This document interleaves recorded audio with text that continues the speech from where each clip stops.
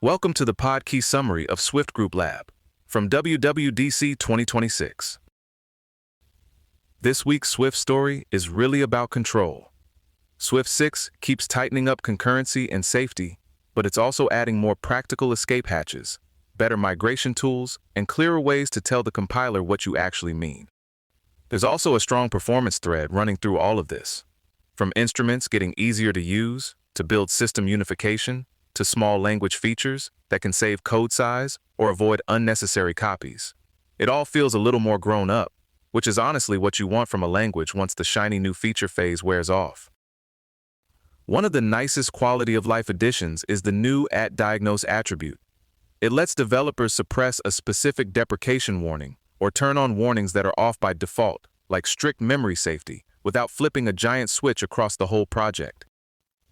That matters because migrations are rarely all or nothing. Real codebases have awkward corners, old dependencies, and one file nobody wants to touch on a Friday afternoon. The useful part is scope. You can apply it to a particular region of code, so you manage warnings where the work is actually happening instead of muting or enabling behavior for the entire module. On the concurrency side, two changes stand out: async defer and cancellation shields. They sound a little niche at first, but they solve exactly the kind of cleanup problems people hit in production. Async defer means cleanup code can finally be written in the same natural place you'd expect, even when the cleanup itself has to await. And cancellation shields let that cleanup finish, even if the task was canceled halfway through. That's especially important for I/O file handles or database transactions, where you really do not want half-finished cleanup logic. The general advice here is still to prefer structured concurrency, use task groups when work belongs together, and be careful with unstructured tasks.detached unless you truly need it. Swift's concurrency model is also getting more nuanced with region-based isolation. The short version is that non-sendable data can now move between actors in certain cases, as long as the original actor gives up access. That transfer is marked with the new sending keyword on parameters or return values, which makes the ownership handoff explicit instead of magical.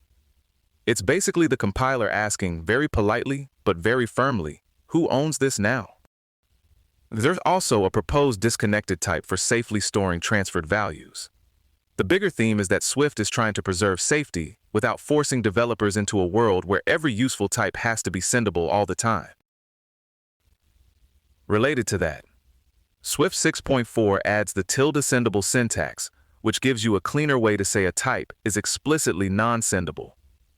That replaces the old awkward pattern of using an unavailable conformance just to block usage. This is mostly about intent and clarity. If a short-lived type is meant to stay local to one actor or one thread of execution, saying that directly helps document ownership boundaries and prevents accidental cross-actor use. And because sendable checking is compile time only, the compiler can enforce those rules without adding runtime overhead. For teams migrating older apps, there were a couple of sensible @main actor strategies laid out. One is to mark a whole module main actor by default, then carve out the small amount of code that really needs to run elsewhere. The other is the opposite approach. Start at leaf types and work outward, marking only the mutable methods that truly need isolation.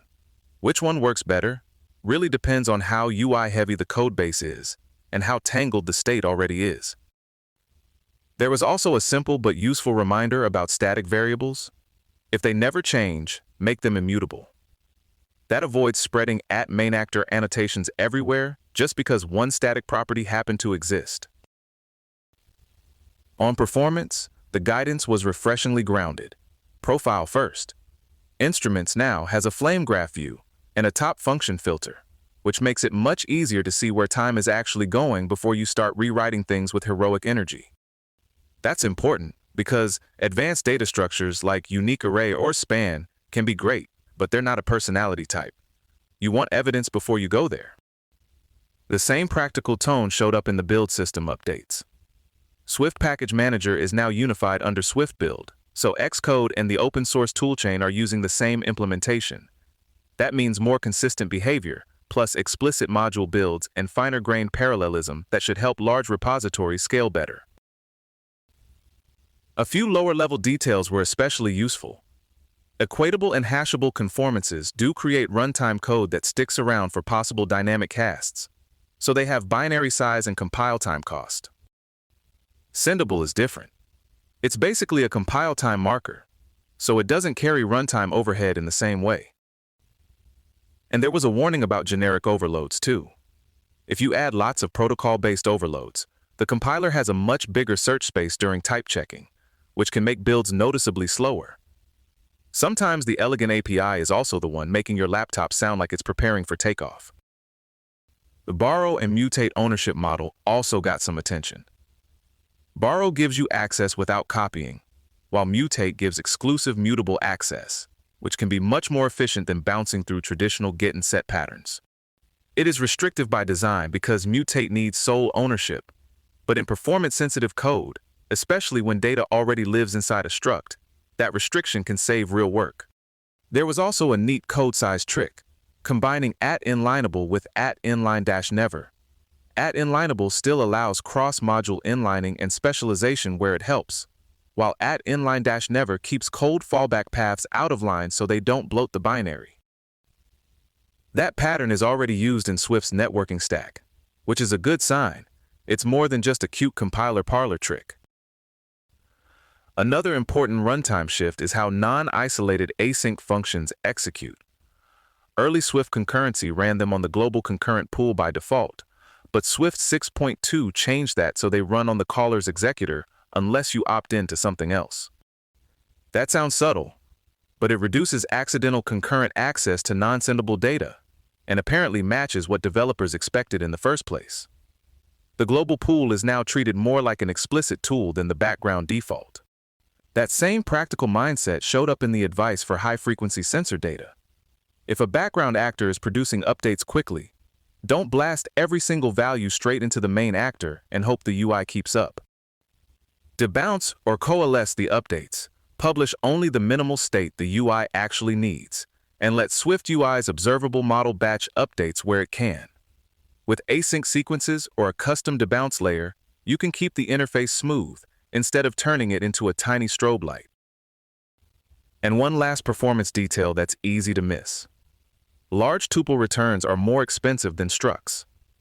The compiler tends to treat tuples like separate parameters, which can spread values across multiple registers and create extra copy and spill overhead. A struct is passed as one entity, so for hot paths and performance-critical APIs, it's usually the better choice. It's one of those tiny design decisions that feels boring right up until you measure it. Taken together, these updates make Swift feel more deliberate. Safer by default, but less rigid when real code needs precision.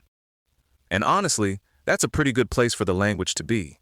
More guardrails, fewer mysteries, and hopefully a little less time staring at compiler output, wondering what exactly you did to deserve this. This episode was generated by Podkey. Create your own at podkey.fm.